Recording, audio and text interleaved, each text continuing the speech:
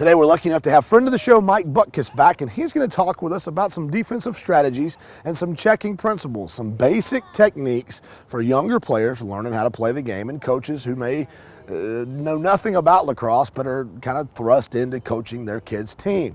So stay tuned to Clubhouse Gas.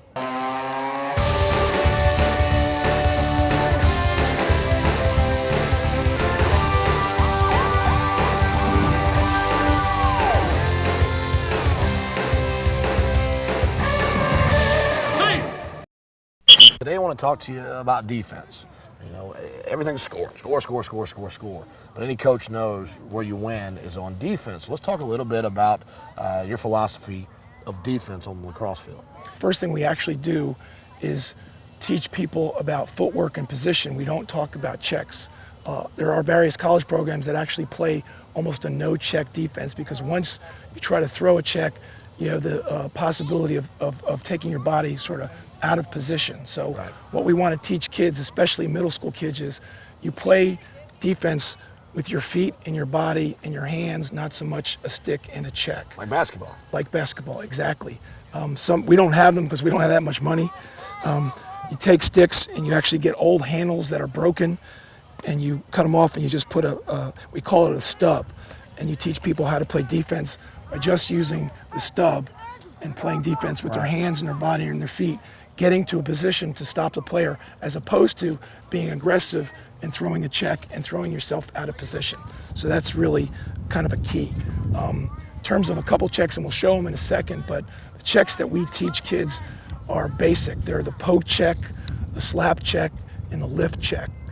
I did write down a list of other checks. This will be humorous. These are the checks that we don't teach. Right. We don't teach the wrap check, the overhead check, the pencil check, the ice pick check, the chop check, the ding dong check, the tick-tock check, the kayak check, or the paddle check. Those are the checks.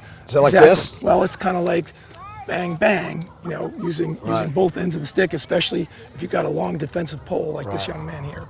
We teach them not to do that. I know how to do that. I'm a paddler. Right. I used to teach kids how to paddle, so I can do that one. That's the one thing I know about lacrosse. We do a lot of drills and transition.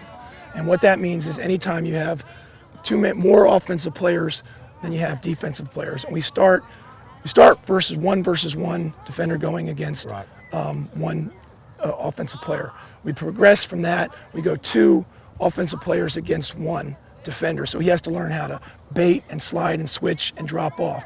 Then we go to 3 versus 2, 4 versus 3, 5 versus 4, and 6 versus 5. We go all the way up the line. To me, those are the best drills to teach the concept of team defense. And defense in lacrosse, people look at lacrosse and say, this is a very strange sport. To me, it's not strange at all. I played basketball all my life. I started playing lacrosse when I was a sophomore in high school. I adapted to it very quickly because it's just like basketball. You play team defense, you play ball side, you play help side, you slide. If somebody gets beat, you have to slide to the open man. So we can show you a couple of the checks if you guys are ready. Bring in a couple of your guys or one of your guys. I'm going to get out of your way and let you have it. Show us some of your different checks. Yeah, I need a ball. This is Ryan Brennickmeyer, who's one of our top players on our middle school team. He's been playing for how many years? Turn to the side a little bit. The checks that we teach are basically the poke check. First of all, in lacrosse, you're in a athletic position with your bait. It's just like playing shortstop, playing guard, playing linebacker, no difference. What you don't want to do is lose your balance or commit. So you're using your poke check here, you're using a slap check here, and you're using a lift check here where you're just trying to lift the arm.